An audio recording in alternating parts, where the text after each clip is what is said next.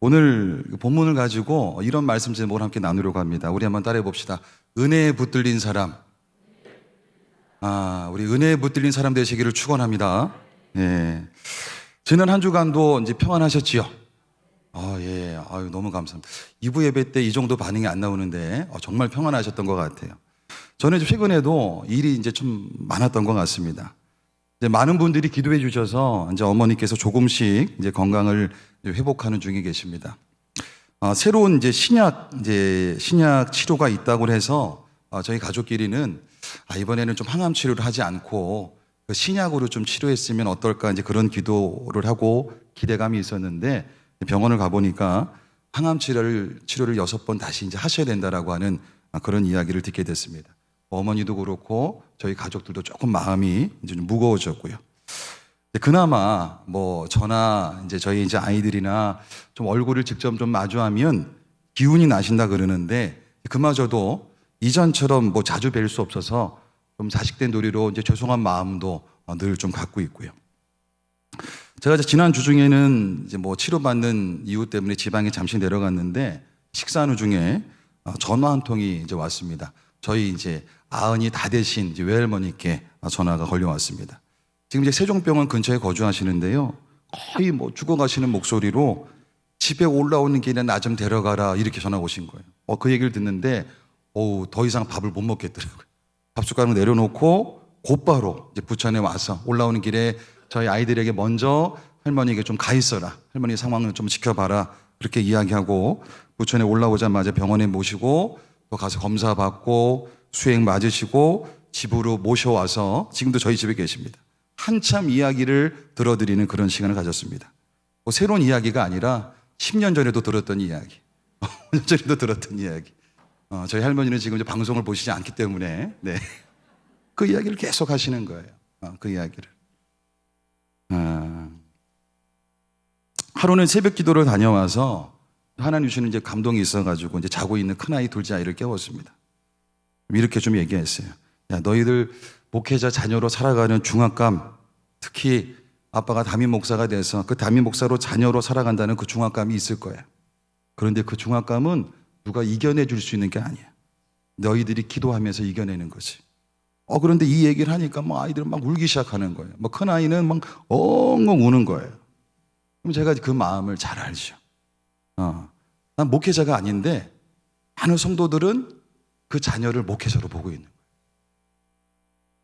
여러분, 이 중압감이 얼마나 컸는지 모릅니다. 저는 고등학교도 미션스쿨을 나오고 대학도 미션스쿨을 나왔습니다. 주변에 얼마나 많은 목회자 자녀들, 선교사님 자녀들이 있겠습니까? 그 중에는 이름만 대도 알만한 그런 목사님 자제분들도 많이 계셨고요. 둘 중 하나였습니다.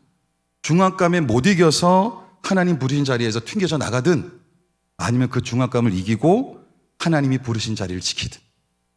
저는 튕겨져 나갔다가 다시 돌아왔습니다. 여러분, 저희 가정도 가정인데 이제 하루하루 저희 성도님들 소식이 계속 들려옵니다. 직접 들려오기도 하고 또 저희 전도사님을 통해서 듣기도 하고. 이제 그런 소식을 접할 때마다 이제 복잡한 마음에 걱정도 되고 근심에 빠지는 시간도 있고 그렇게 하루하루를 보내고 있습니다. 이제 어제도 이제 입원을 앞두신 이제 성도님 가정을 만나서 또 이야기를 이제 들어드리고 간절히 또 기도해드리면서 이제 마음이 막 애어왔습니다. 돌아가실 때는 건강한 모습으로 뵈면 좋겠습니다. 이제 그렇게 일찍에 내려가서 이제 가시는 모습을 보는데 굉장히 그 걸음이 이제 힘겹게 돌아가시더라고요. 기도가 절로 나오는 거예요. 또 이제 이런저런 마음의 고민, 또 갈등으로 인해서 이 신앙생활을 계속 유지해 가야 되나 이런 고민에 빠져 있는 성도님들 소식을 들을 때는 그 마음의 어려움이 막 저에게까지 막 투영되는 것 같아서 그런 눌림이 지속될 때도 있습니다. 이렇게 결정해야 될지 저렇게 결정해야 될지 이러지도 저러지도 못하는 결정을 앞둔 그 성도님들의 소식을 들을 때 함께 이야기를 나누지만 이렇게 결정하셔야 됩니다 라고 이야기 드리지 못하는 제 부족함 때문에 막 속상하기도 하고요. 하나님께서 하루빨리 응답을 주셔야 되는 가정들도 저희 교회는 참 많이 있습니다. 그 기도 제목을 들을 때마다 그 기다림 속에서 얼마나 애가 타실까 이런 마음에 저도 속이 타들어가곤 합니다.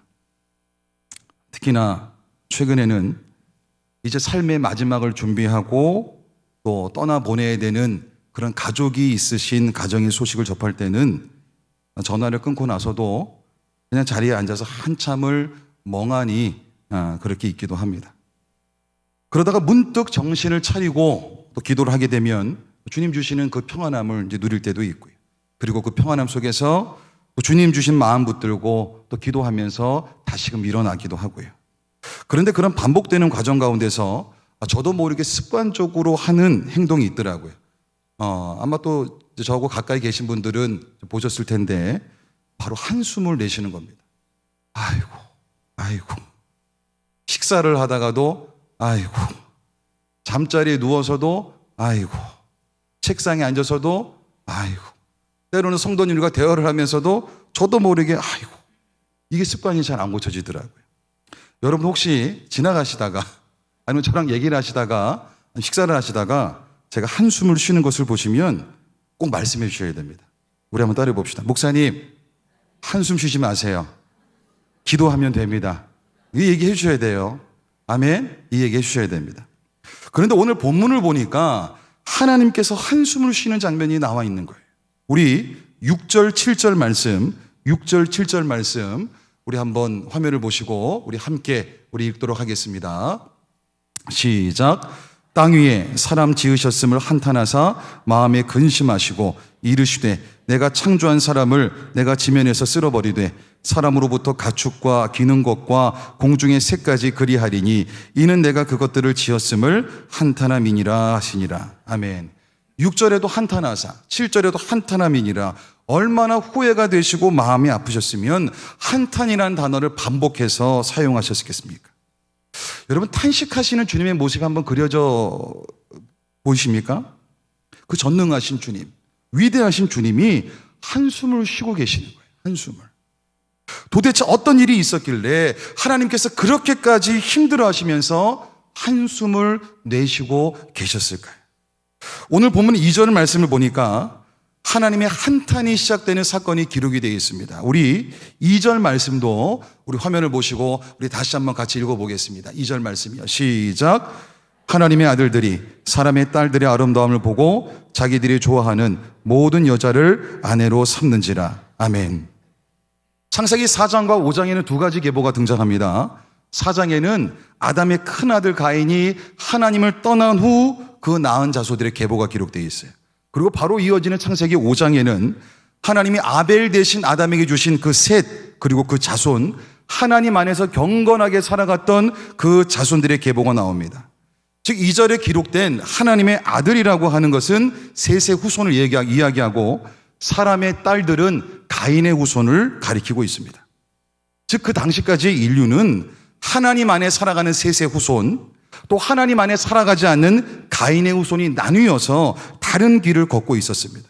그런데 문제는 이 구별선이 사라질 때 발생한다라고 하는 거예요. 하나님의 뜻 안에서 자연스럽게 연합을 했으면 괜찮을 텐데 하나님의 뜻과 상관없이, 하나님의 계획과 상관없이 하나님의 사람, 하나님께 속해 있지 않은 사람, 이 세상의 혼합은 하나님의 말씀이라고 하는 그 기준을 무너뜨리게 되고 급격한 혼돈으로 빠져들어가게 된다라고 하는 겁니다. 여러분 2절을 보니까 하나님의 뜻 안에서의 연합이 아니었어요. 하나님의 뜻과 상관없는 혼합이 시작되는 장면이 기록되어 있다고 하는 겁니다. 경건한 믿음을 가진 하나님의 아들들이 하나님과 상관없이 살아가는 그 사람의 딸들의 아름다움을 보았습니다. 여기서 봤다라고 하는 것은 지나가다가 흘뼘 한번 보다 이 정도가 아니라 관심을 가지고 자세히 살펴보다라고 하는 것입니다. 관심을 가지고 자세히 살펴보니까 자신들의 육체적인 감각의 즐거움을 만족시켜 줄 것 같은 아름다운 외모를 소유하고 있었던 거예요. 그런데 여기에서 문제가 시작됩니다. 여러분 하나님의 아들들은요 지금까지 모든 일에 있어서 하나님께 묻고 하나님께 상의하며 하나님께 듣고 하나님을 인정하며 살아갔던 사람입니다. 그런데 잠시 찰나의 육체적인 정욕, 안목의 정욕, 그 앞에서 하나님을 새까맣게 잊어버리고 맙니다. 여러분 아름다운 외모를 가진 여인을 아내로 삼은 건 전혀 문제가 될 게 없습니다. 그 과정에서 하나님과 상관없이 결정을 했다는 것이 문제라고 하는 겁니다. 하나님을 인정하며 살아왔던 사람이 설령 하나님과 상관없는 사람을 만났다고 쳐도 하나님을 인정하는 삶 안으로 들어올 수 있도록 영향을 줘야 되는데 오히려 자신의 삶에서 하나님을 지워버린 것이 문제라고 하는 겁니다. 여러분, 우리 가운데 이렇게 생각하시는 분이 계실 수 있어요. 목사님, 그것이 뭐가 그렇게 대수입니까? 원래 그러는 거예요. 원래 사람들이 다 그렇게 살아가는 거예요. 여러분, 우리가 이 일에 대해서 아무렇지 않게 생각하는 그것이 그만큼 우리 안에 묻어졌다라고 하는 상태의 반증이라고 하는 겁니다. 여러분, 지금까지 하나님과 상의하며 살아간 사람이 삶의 중대한 결정 앞에서 하나님을 지워버렸어요. 하나님과 상관없이 결정했어요. 이거 대단히 심각한 문제인데 아무렇지 않게 생각하고 넘어갈 수 있다라고 하는 것이 더 큰 문제라고 하는 것입니다. 그만큼 우리 삶의 기준이 희미해져 간다라고 하는 거예요. 여러분, 2절 말씀에 또 이런 단어가 기록되어 있습니다. 자기들이 좋아하는 하나님의 뜻보다 자기 뜻대로, 하나님의 욕심보다 자기 욕심대로, 하나님의 계획보다 자기가 하고 싶은 대로 결정했다는 그 모습이 하나님이 보실 때 탄식할 수밖에 없는 사건의 시작이라고 하는 것입니다. 여러분, 우리가 또 이렇게 생각할 수 있습니다.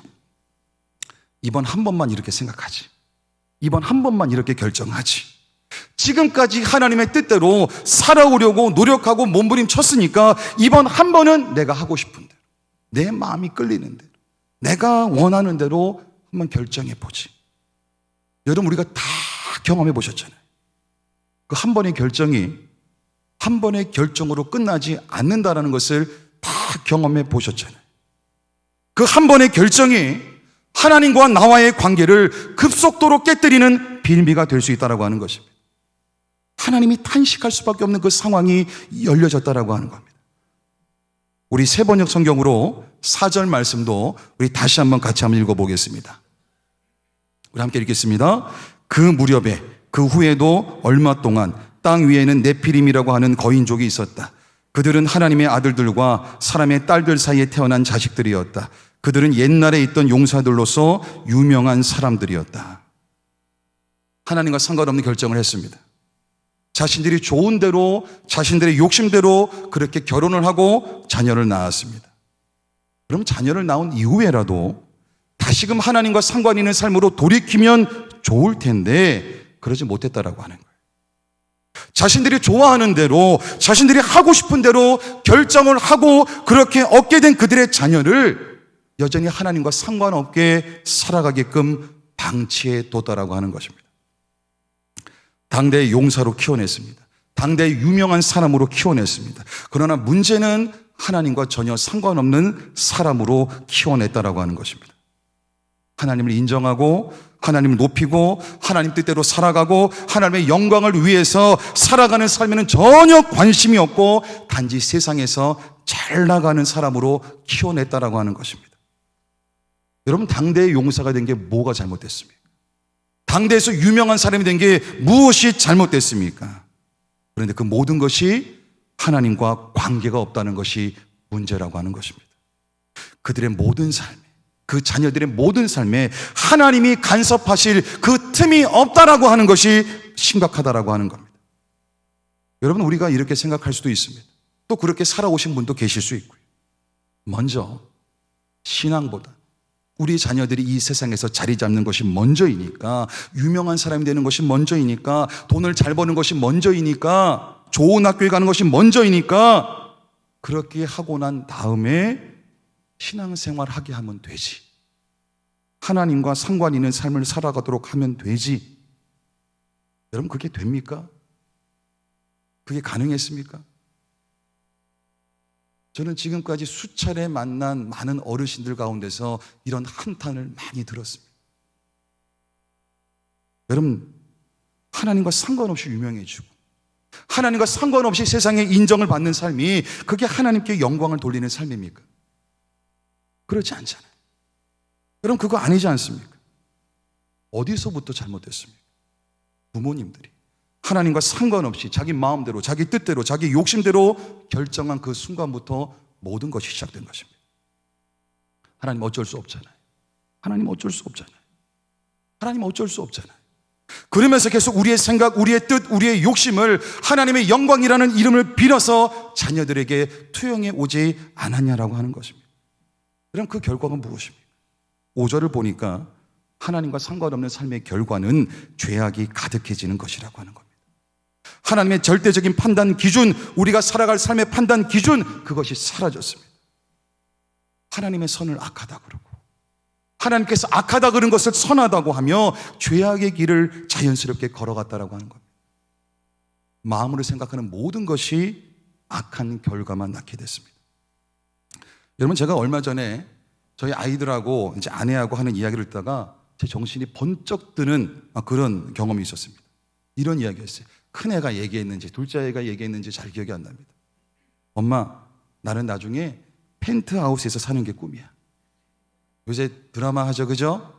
여러분, 성경을 더 많이 보시길 축복합니다. 네. 여러분, 펜트하우스에서 사는 건 잘못된 게 아닙니다. 그죠? 잘못된 게 아니에요. 그런데 그 이야기를 들을 그 당시에 제 마음에 우리 아이들의 삶 속에서 하나님이 희미해져 가고 있구나 직감할 수 있었어요. 여러분, 저희 아이들은 어려서부터 꾸준히 매일 말씀 읽는 아이들, 매일 말씀 묵상을 하는 아이들, 정해진 분량의 기도를 하는 아이들입니다. 주중에는 저희가 따로 돈을 들여서 멘토 선생님을 붙여서 신앙의 점검도 받게 하고 있다라고 하는 것입니다. 그런데 왜 제가 저희 아이들 얘기하냐면 그렇게 해도 그만큼 세상의 영향력이 무섭다라고 하는 것입니다. 교회는 다녀주는 것 같은데, 아빠가 목사라서 교회는 다녀주는 것 같은데 하나님과 상관없는 미래, 하나님과 상관없는 꿈, 하나님과 상관없는 삶의 계획을 마음 가운데 할 수 있다라고 하는 것입니다. 그래서 제가 아이들에게 이런 숙제를 내줬어요. 너희들 새벽 시간엔 못 일어나더라도 매일 새벽마다, 수요일마다, 금요일마다, 주일마다 올라오는 모든 설교 말씀을 듣고 요약해서 아빠한테 보여주라. 그럼 다른 방법이 없어요. 말씀에 더 많은 시간을 노출시키는 것 외에는 방법이 없다라고 하는 겁니다. 6절 말씀을 보니까 하나님이 사람 지으셨음을 한탄하셨다 그랬습니다.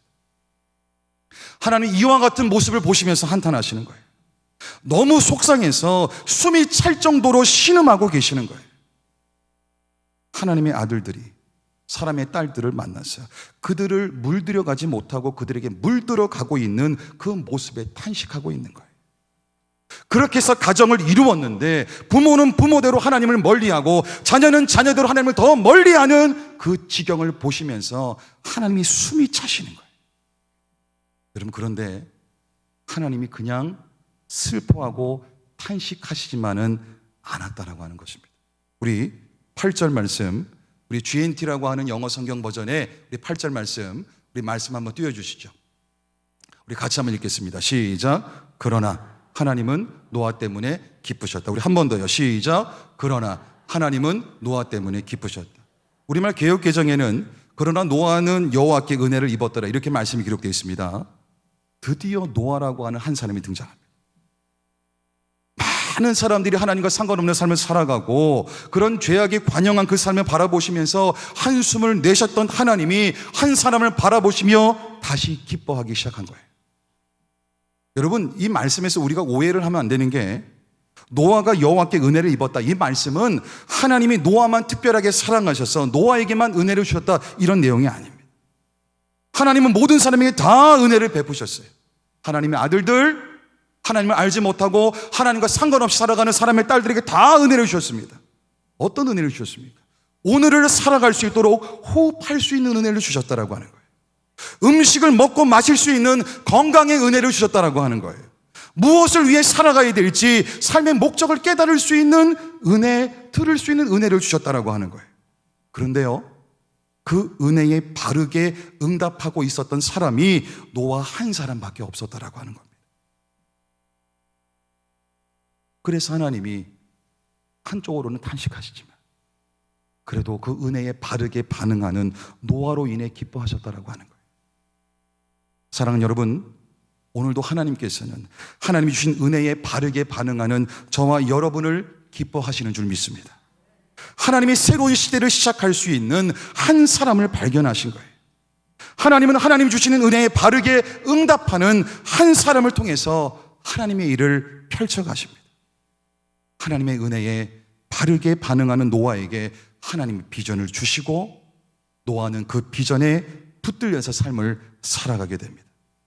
여러분, 그래서요, 하나님께서 주신 그 작은 은혜라 할지라도 바르게 반응해 갈수록 더 큰 은혜, 더 깊은 은혜에 붙들리게 되는 겁니다. 여러분, 신앙생활은 이렇게 하는 거예요. 하나님이 베풀어 주신 은혜에 바르게 반응하면서 하나님을 기쁘시게 해드리고, 그러면서 더 큰 은혜, 더 깊은 은혜, 더 넓은 은혜에 붙들리는 삶이 성경이 말하고 있는 신앙생활이라고 하는 것입니다. 여러분, 지난 2006년, 좀 한참 된 일이죠. 33살의 젊은 나이에 유행성 출혈로 갑자기 세상을 떠난 한 군의관이 있습니다. 아마 한 번쯤 들어보신 기억이 있으실 거예요. 33살의 젊은 나이에 세상을 떠났는데 그의 삶의 이야기가 그 장례식에서부터 비로소 시작됐습니다. 영락교회 청년부 출신이었습니다. 영락교회는 한경직 목사님 목회하셨던 교회로 유명하지요. 그런데 그 한경직 목사님 장례식 이후로 가장 많은 조문객들이 찾아온 장례식이 그 장례식이었다고 하는 겁니다. 사람들이 놀라기 시작했어요. 아니, 젊은 의사가 죽었는데 왜 이렇게 많은 사람들이 찾아왔을까요? 그런데 찾아온 조문객들도 서로가 서로를 잘 모릅니다. 어떤 할아버지가 그 청년 의사의 영정사진 앞에서 이렇게 고백합니다. 저는 이 청년 의사가 근무하던 병원 앞에서 구두를 닦는 사람입니다. 이 청년은 구두 닦을 일이 없으면서도 괜히 와서 구두를 닦고 필요 없이 돈을 더 많이 주고 제 손을 만지면서 할아버지 춥지 않으세요? 식사는 하셨어요? 할아버지 외로우시면 하나님 믿으세요. 하나님이 할아버지 사랑하세요. 그러면서 예수님을 소개해주고 나를 안고 기도해 주었습니다. 영정사진 앞에서 또 오열하는 어떤 아주머니는 이렇게 말합니다. 저는 이 젊은 의사 선생님이 근무하던 병원에 세탁부에서 일했던 사람입니다. 제가 세탁 카트를 끌고 갈 때 아무도 저에게 관심을 갖는 사람이 없었지만 이 청년 의사는 저를 지나치는 법이 없었습니다. 걸음을 멈추고 아주머니 천천히 하셔도 돼요. 아주머니 요새 얼굴이 좀 안 좋으신 것 같아요. 어디 아프지 않으세요? 그러면서 약도 갖다 주고 저를 위해서 기도해 주고 하나님의 사랑을 전해줬습니다. 한 번은 이 젊은 의사가 근무하던 병원에 어린 환자가 있었는데 그 어린 환자가 태어나면 내가 선물을 해줄게, 그런 약속을 했다 그래요. 그런데 그 가정이 너무 집안 사정이 어려워서 아무도 모르게 몰래 퇴원해버린 겁니다. 그런데 그 어린 환자와의 약속을 지키기 위해서 차트를 찾아서 그 어린 환자가 있는 그 지방의 집을 확인한 이후에 선물 꾸러미를 들고 지방까지 갔다 오는 참 바보 같은 사람이었습니다. 한 번은 병원에서 파업이 일어났어요. 그런데 그는 환자 곁을 떠날 수 없다. 다른 의사 동료들이 다 따돌리는 그 따돌림을 당하면서까지 그 자리를 지켰던 바보 같은 사람입니다. 그가 쓰는 이메일에 늘 마지막에는 항상 이렇게 쓰여 있었다고 합니다. 예수님의 스티그마, 예수님의 흔적. 그 사랑의 흔적을 갖고 하나님의 은혜를 갖고 살기 원했던 그 청년은 참 우연치 않게 예수님처럼 33살의 세상을 떠났습니다. 그런데 그가 떠난 후에도 그의 삶의 이야기가 오늘까지도 수없이 소리 없이 수많은 사람들에게 감동을 주고 삶을 변화시키고 있다고 하는 것입니다. 여러분, 그 당시 노아가 주변 사람들에게 얼마나 바보 같다는 이야기를 들었겠습니까? 세상의 재미도 모른다. 세상의 즐거움도 모른다. 나도 하나님을 믿어. 근데 그렇게 왜 답답하게 살아가냐? 얼마나 그런 이야기를 들었겠습니까? 하나님의 은혜에 바르게 반응하며 살아가는 삶은 세상 사람들이 볼 때 바보 같은 삶일 수 있습니다. 하나님의 은혜에 바르게 반응하다 보면 손해볼 때가 있다라고 하는 것입니다. 오해를 받기도 한다라고 하는 것입니다. 따돌림을 받을 때도 있다라고 하는 겁니다. 내 시간, 내 물질, 내 계획 점점 사라지는 것처럼 느낄 때도 있다라고 하는 것입니다. 그러나 확실한 것은 그 삶은 하나님께서 더 깊은 은혜로 붙들어 주시는 삶이라고 하는 것입니다. 여러분, 우리는 언젠가 다 하나님 앞에 설 거예요. 다 하나님 앞에 설 거예요. 여러분, 인생은 마지막 순간에 그가 살아왔던 삶의 무게를 볼 수 있습니다. 마지막 순간에는요, 얼마나 오랫동안 살아왔는지는 하나도 중요하지 않습니다. 우리의 숨이 멈추는 순간에, 우리의 가슴에서 심장의 고동이 멈추는 순간에 어떻게 살아왔는지, 어떤 영향을 끼쳐왔는지 그것만 남을 것입니다. 이전에 하나님의 은혜를 경험하셨고 하나님의 은혜에 바르게 반응하셨던 시절이 있었고 하나님의 은혜에 붙들린 삶을 살아오셨다면 여러분은 오늘 어떻게 살아가셔야 되겠습니까? 내일 어떻게 살아가셔야 되겠습니까? 이번 한 주 어떻게 살아가셔야 되겠습니까? 우리 시간 찬양하며 나아가겠습니다.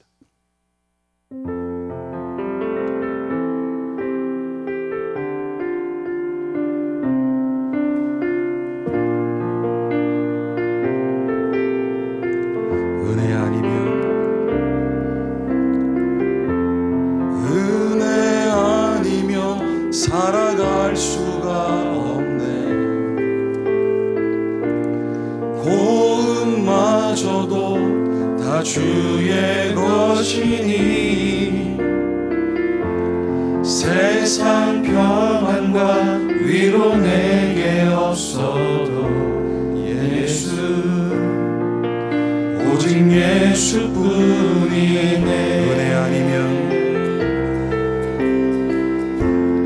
은혜 아니면 살아갈 수가 없네.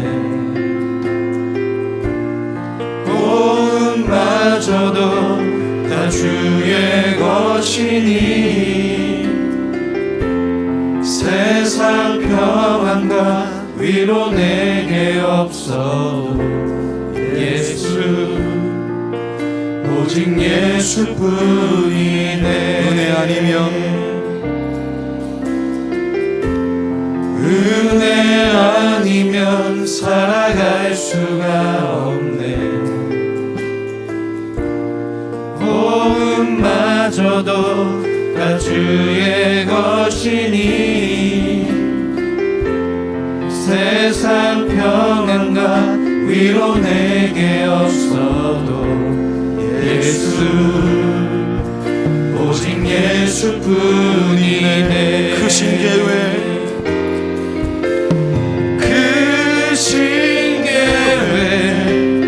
볼 수도 없고 작은 고난에 지쳐도 주께 맡긴 나의 모든 삶 버티고 견디게 하시네. 은혜 아니면 은혜 아니면 살아갈 수가 없네. 나의 모든 것 다 주께 맡기니 참된 평안과 위로 내게 주신 주 예수 오직 예수뿐이네. 우리 처음부터 찬양합시다. 은혜 아니면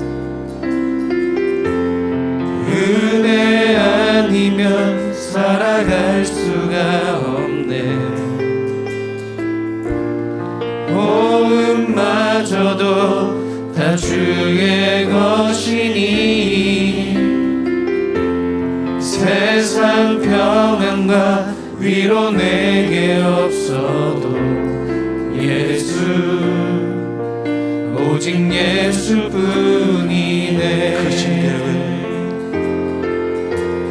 그 신계회 다 볼 수도 없고 작은 고난에 지쳐도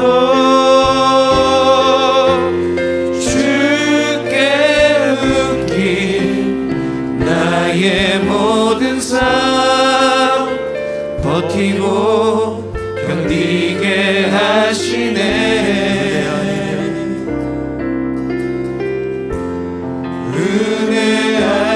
없으면 살아갈 수가 없네.